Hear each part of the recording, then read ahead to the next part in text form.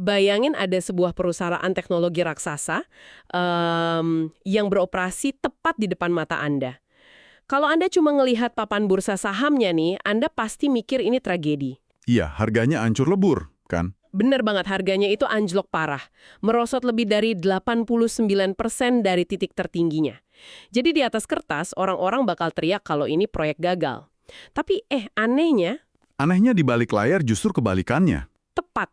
Di balik layar, mesin operasional mereka ini justru lagi ngebut banget. Mereka baru aja mencetak rekor pengguna aktif harian tertinggi. Terus ngasilin pendapatan jutaan dolar cuma dengan tim yang sangat kecil.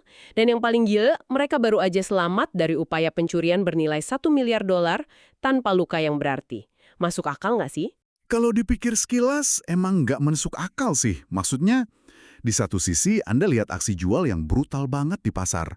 Tapi di sisi lain, kalau kita bedah data internal sama fundamental jaringannya, fondasi mereka tuh malah makin kuat. Ini bener-bener cerita soal ketahanan di tengah krisis. Nah, persis itulah yang bakal kita bedah tuntas di diskusi kita kali ini. Jadi buat Anda yang lagi dengerin, hari ini kita lagi ngomongin Manta Network. Kita udah kumpulin berbagai dokumen kuncinya ya.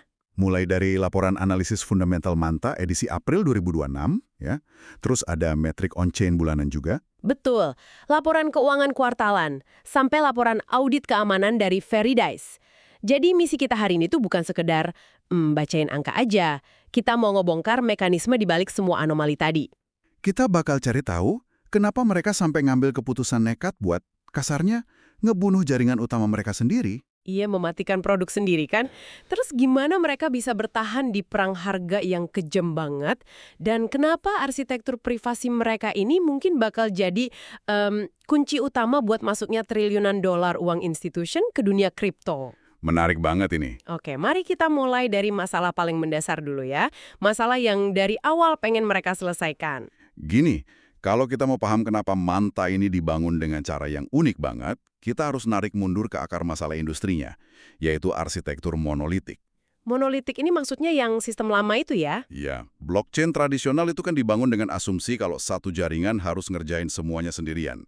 Dia yang eksekusi transaksi, dia yang nyelesain status akhir, dan dia juga yang harus nyimpen semua data biar tersedia buat publik. Wah, borongan ya jadinya. Nah itu dia. Mencoba ngelakuin 3 hal berat ini sekaligus bikin apa yang kita sebut sebagai trilema. Pengembang jadinya dipaksa milih 2 dari 3 hal aja, antara skalabilitas, privasi, atau kemudahan.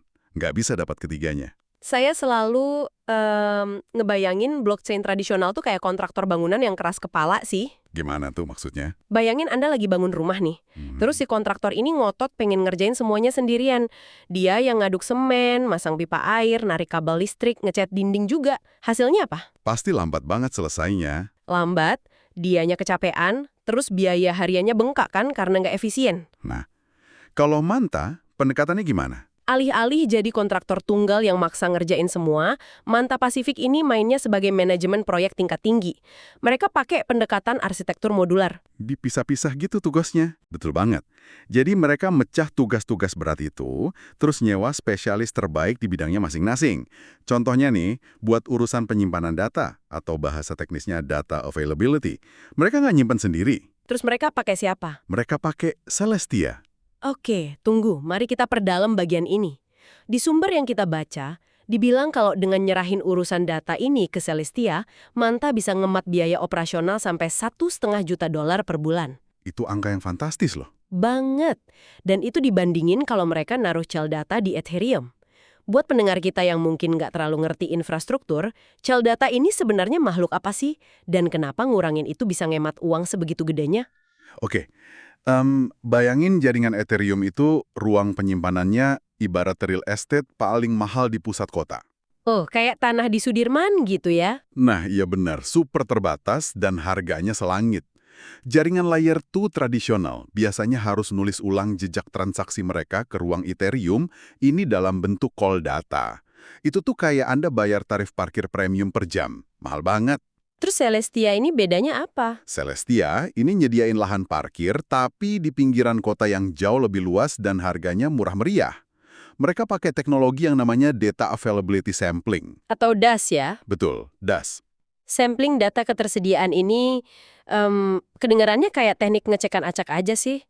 Cara kerjanya persisnya gimana? Gambarnya gini, bayangin Anda punya buku tebal, 1.000 halaman, dan Anda harus mastiin nggak ada satupun halaman yang hilang. Kalau cara lama, Anda harus baca buku itu dari halaman 1 sampai 1.000 setiap kali ngecek. Wah, makan waktu dan biaya banget itu. Tentu aja. Nah, sistem DS ini beda. Dia cuma ngambil sampel beberapa halaman secara acak aja. Kalau halaman-halaman yang ditarik acak ini ternyata ada dan valid, secara hitungan matematika dan statistik, kita bisa jamin 100% kalau seluruh buku itu utuh. Oh, pantasan. Proses matematikanya jauh lebih ringan, kan? Banget. Dan proses yang ringan inilah yang bisa motong biaya sampai jutaan dolar tadi. Ujung-ujungnya, penghematan ini kan langsung dirasain pengguna, lewat biaya transaksi yang jadi murah banget. Oke, efisiensi biayanya sangat jelas ya sekarang ya. Tapi, Manta kan juga punya nilai jual lain nih, yaitu privasi lewat teknologi Zero Knowledge atau ZK. Jujur aja, ini sering bikin saya agak skeptis. Skeptis kenapa tuh? Gini, kriptografi ZK itu kan ilmu matematika yang rumitnya minta ampun. Kalau Anda pengen jaringan Anda dipakai sama ribuan pembuat aplikasi biasa, bukan yang ngasih teknologi sekompleks itu malah nakut-nakutin mereka ya? Kayak butuh gelar S3 dulu buat paham? Skeptisisme yang wajar banget, karena emang itu hambatan utama adopsi ZK dari dulu. Tapi, Manta justru berhasil mecahin masalah itu pakai fitur yang namanya Universal Circuits. Universal Circuits? Itu apaan tuh? Ini tuh mengubah paradigma total. Jadi, Manta ini ngerangkum semua rumus matematika kriptografi yang bikin pusing itu ke dalam satu modul tertutup yang udah rapi. Kayak fitur siap pakai gitu, plug and play. Persis banget. Coba kita lihat dari kacamata developer atau pembuat aplikasi ya. Mayoritas dari mereka di dunia kripto kan pakainya bahasa Solidity, karena itu bahasa dasarnya Ethereum. Betul. Nah, dengan Universal Circuits ini, developer yang cuma ngerti Solidity nggak perlu belajar matematika ZK sama sekali. Mereka tinggal nulis beberapa baris kode buat manggil pustakanya Manta, dan boom, aplikasi mereka tiba-tiba punya fitur privasi. Wah, gila sih. Jadi semua kerumitannya disembunyiin di belakang layar sama Manta. Betul, diabstraksikan semuanya. Ini ibarat Anda ngasih mesin mobil balap F1 ke orang biasa, tapi mereka cuma perlu tahu cara nginjek pedal gas tanpa harus ngerti mekanika mesinnya. Analogi yang sangat pas. Tapi gini, punya teknologi hebat itu kan baru satu sisi ya. Strategi buat bertahan hidup itu sisi yang lain. Dan ini bawa kita ke keputusan yang paling radikal di dokumen analisis kita. Soal penutupan jaringan itu ya? Iya. Tanggal 1 Agustus 2026, Penox Labs selaku pengembang Manta bakal benar-benar matiin salah satu jaringan utama mereka, Manta Atlantic. Ini keputusan yang masif banget emang. Manta Atlantic itu kan jaringan layer 1 independen mereka di Polkadot. Sedangkan Manta Pacific itu layer 2 di Ethereum. Dan ngebunuh L1 sendiri buat fokus 100% ke L2 itu manuver yang langka banget kan? Sangat langka. Hampir nggak ada yang berani. Makanya, saya harus sedikit kritis di sini. Ngebunuh seluruh ekosistem layer 1 itu kedengarannya kayak bunuh diri public relations nggak sih? Apa nggak memecah belah komunitas? Kan banyak pengguna yang dananya nyangkut di sana. Gimana cara mereka nahan kepanikan pemegang token pas pengumuman ini? Kalau dilakuin mendadak, iya pasti bakal jadi bencana. Tapi tim Manta ini pinter. Mereka ngerancang transisinya bertahap banget. Alasannya apa sih sebenarnya sampai harus ditutup? Alasan utamanya itu fragmentasi. Mengurus dua ekosistem dengan mesin konsensus yang beda, itu nguras fokus tim teknis dan mecah likuiditas pasar. Gak efisien. Transisi biar nggak panik gimana? Mereka mulai dari nerapin mode hanya baca atau read only dari bulan Juni 2026. Jadi ngasih waktu peringatan yang panjang. Terus, mereka juga bikin aplikasi dApp khusus biar pengguna bisa mindahin asetnya cuma dengan satu klik. Oh, gampang dong ya. Gampang banget. Bahkan mereka ngejamin airdrop 1:1 buat token Manta yang belum sempat dimigrasiin, jadi nggak ada cerita aset hangus. Ibarat mindahin penumpang dari kapal lama ke kapal baru yang lebih canggih sebelum kapal lamanya sengaja ditenggelamin ya. Betul, proses evakuasi yang rapih. Nah, di dokumen kita juga ada satu perubahan teknis gede pas migrasi ini, yaitu soal staking. Di Pacific, mereka beralih ke yang namanya symbiotic restaking. Jujur, kata restaking ini sering banget disebut, tapi jarang dijelasin. Itu cara kerjanya gimana sih? Gede banget, sekitar 400.000 token Manta. Wah, itu sih hambatan masuknya tinggi banget ya buat orang biasa. Makanya, di Manta Pasifik, lewat arsitektur simbiotik ini, pengguna biasa bisa mendelegasikan token mereka ke entitas yang disebut SFP, atau Symbiotic Finality Providers. Syarat buat jadi operator SFP ini dipotong drastis, cuma jadi 100.000 manta. Kenapa nurunin batas minimal ini penting buat jaringannya? Karena itu, bikin keamanannya lebih terdesentralisasi. Makin banyak pihak yang bisa ikutan, jaringannya makin aman. Tapi yang paling kerasa itu di kecepatannya. Oh ya, kecepatan transaksinya nambah. Iya, mekanisme berlapis ini motong waktu finalitas secara dramatis. Kalau dulu nyelesain transaksi butuh berhari-hari, sekarang dijamin secara matematis cuma dalam hitungan menit.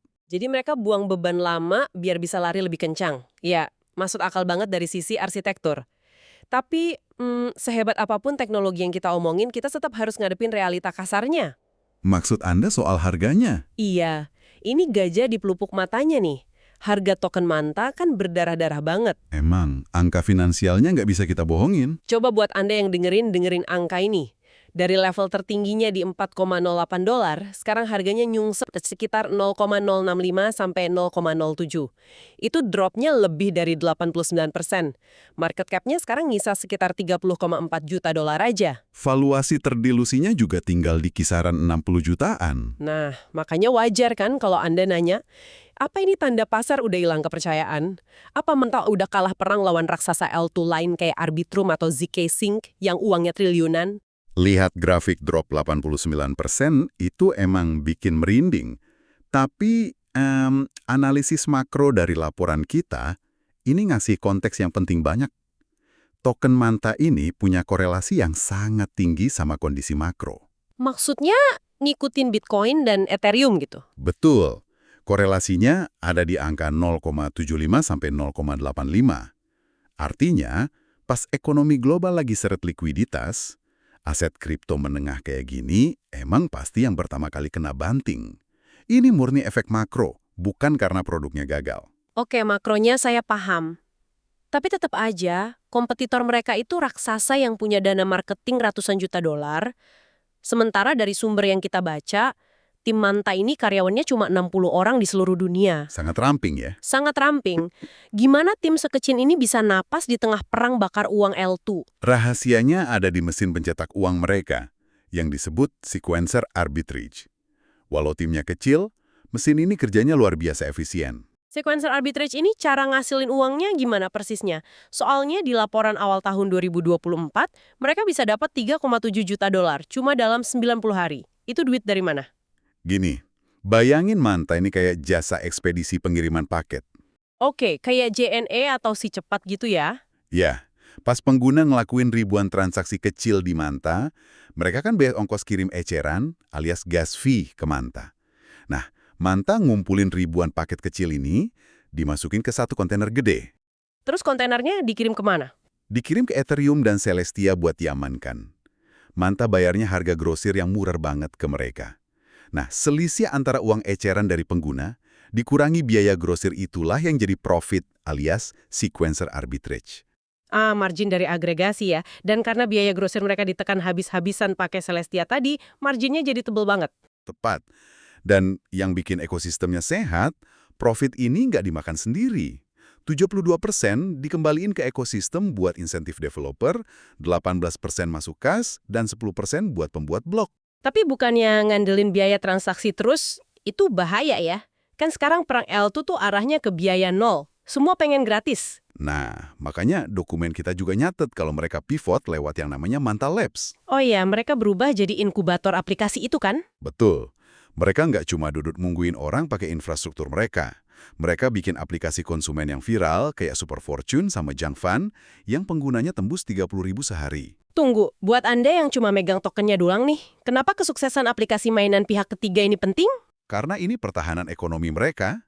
Tiap blockchain kan pasti punya inflasi buat bayar keamanan jaringannya. Manta sendiri inflasinya sekitar 2% per tahun. Yang mana itu bakal ngencerin nilai token kalau dibiarin kan? Betul. Makanya, pendapatan dari aplikasi-aplikasi Manta Lab tadi itu dipakai buat beli balik atau buyback token Manta di pasar terbuka. Oh, pinter banget. Jadi mereka nyiptain tekanan deflasi buatan buat ngelawan inflasi 2%-nya itu. Persis. Jadi walau di luar harganya babak belur kena makro, di dalam mesin ekonominya terus muter, ngasilin uang dan nyerap suplai. Fundamentalnya jalan terus ya. Tapi sehebat apapun mesin ekonomi sama teknologinya, itu semua bakal percuma kalau berangkasnya gampang dibobol. Keamanan itu segalanya di kripto. Banget. Dan ujian sebenarnya itu bukan pas pasar lagi jelek, tapi pas ada badai serangan beneran. Dan Manta ini udah lolos dari ujian maut. Mari kita bahas keamanannya. Boleh. Sebelum kejadian aneh-aneh, mereka kan emang udah nyawa auditor top, Veridice. Dan auditnya ini bukan sekedar ngecek bentar doang kan? Laporan nyebutin Veridice ini ngabisin waktu setara 35 minggu kerja satu orang khusus buat medah kode Manta zk-Leap di bulan April 2023. Mereka nyari celah sekecil apapun dan hasilnya nihil. Nggak ada kerentanan kritis sama sekali di kode produksinya. Tapi kan siap-siap itu beda cerita sama kena serang beneran. Sekuat apapun rumah Anda, puntu Anda kan tetap nyambung ke jalanan luar. Dan kejadiannya beneran pas tanggal 13 April 2026. Hah? Insiden Hyperbridge. Yah, insiden Hyperbridge. Ini ngeri banget loh buat yang ngebayangin. Si hacker ini berhasil nyetak aset palsu senilai $1 miliar. Uang palsu $1 miliar tiba-tiba muncul di ekosistem yang nempel sama Manta. Iya, Hyperbridge ini kan protokol jembatan dari pihak ketiga. Hacker nemuin bolongnya di kode Hyperbridge, bukan di Mantanya. Terus mereka nyetak wrap DOT sama Manta palsu secara instan. Kalau di jaringan biasa yang monolitik, uang palsu segede ini pasti langsung banjir ke bursa. Nyedot semua likuiditas asli dan bikin jaringannya bangkrut total saat itu juga kan? Langsung kiamat ya. Saya tuh suka nganalogiin Manta ini kayak kapal selam militer modern. Kapal selam itu kan desainnya per kompartemen atau ruangan-ruangan terpisah. Biar kalau bocor nggak langsung tenggelam semua ya. Itu. Pas kapal selam ini nabrak ranjau, alias insiden Hyperbridge ini, air mulai masuk ke satu ruangan. Tapi apa yang terjadi?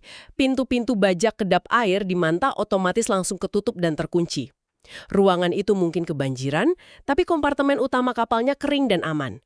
Kapalnya nggak tenggelam. Analogi yang sangat presisi. Secara teknis, pas aset palsu $1 miliar itu mau nyebrang dari kontrak Hyperbridge masuk ke jantungnya Manta, arsitektur modularnya langsung mendeteksi ada status yang nggak valid. Langsung diblokir otomatis. Langsung. Batas antar lapisan otomatis nutup jalan, node jaringan, langsung mengisolasi rute yang terinfeksi itu. Dan luar biasanya, pintu baja ini kerjanya sangat efektif. Menurut laporan, kerugian yang beneran berhasil dibawa kabur itu cuma sekitar $237.000. Dari potensi $1 miliar loh. Iya, maksud saya, hilang $237.000 emang tetap sakit sih, tapi kalau dibandingin sama ancaman kehilangan $1 miliar yang bisa nyapu bersih seluruh ekosistem, wah, itu sih kemenangan telak buat arsitektur keamanan mereka. Ini bukti nyata kenapa arsitektur modular itu nggak cuma penting buat ngakalin biaya legasi yang murah, tapi ini urusan hidup dan mati manajemen risiko. Mereka bisa ngentiin pendarahan sebelum sampai ke jantung.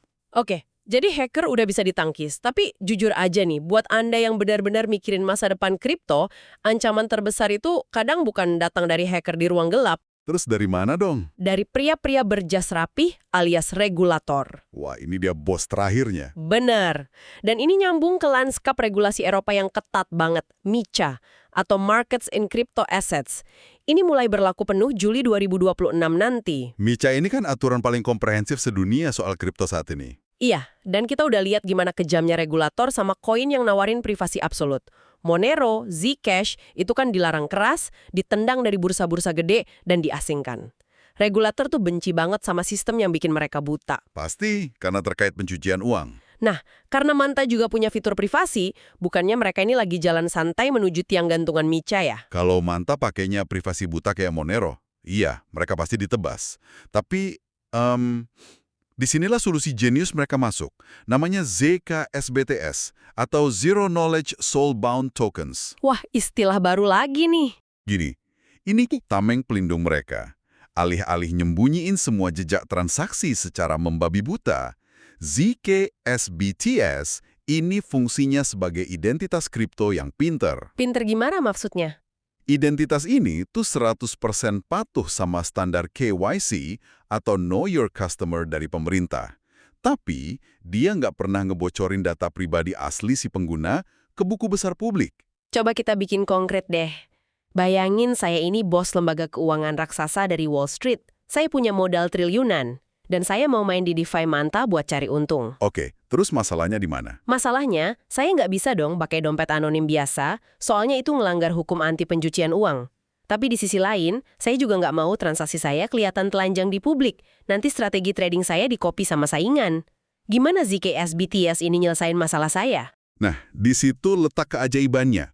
Pakai ZKS BTS, Anda bisa ngebuktiin secara matematis ke regulator Eropa kalau, nih, identitas saya udah diverifikasi dan dana saya bersih. Jadi sistemnya ngejawab aja gitu. Iya, sistemnya cuma bilang, ya orang ini sah. Tapi di saat yang sama, saingan Anda yang lagi ngintip di blockchain cuma bakal lihat kode acak. Mereka nggak tahu itu Anda, nggak tahu berapa duit yang dipindah, dan nggak tahu strategi apa yang lagi Anda pakai. Wah, jadi privasi komersial saya aman, tapi di mata hukum saya juga bersih. Betul. Ini yang sekarang mulai disebut CDV atau Decentralized Finance Institutional, jembatan emas. Keren banget.